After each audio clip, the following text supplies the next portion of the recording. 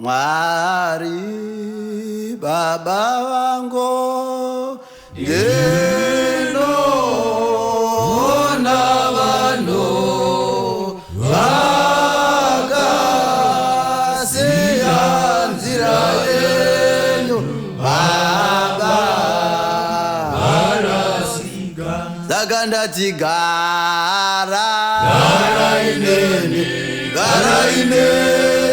noko singaperi Mwariwo gara ineni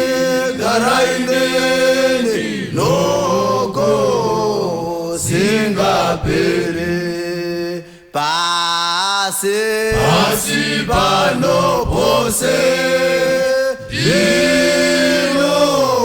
ndinoona vanhu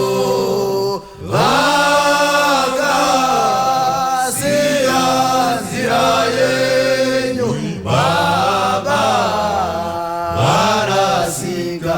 Saka ndati gara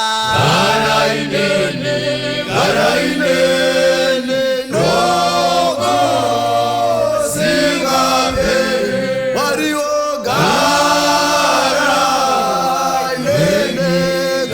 ineni noko singaperi kana ndechechema nevatambudziko Mwariwo achapera ndichafara baba ineni. Saka ndati gara ineni noko singaperi Mwariwo gara ineni noko singaperi. Munhu anozarwa iye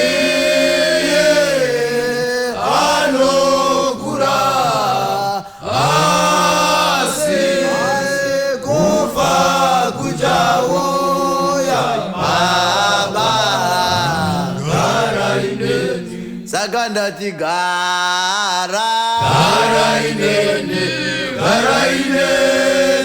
noko singaperi Mwariwo gara ineni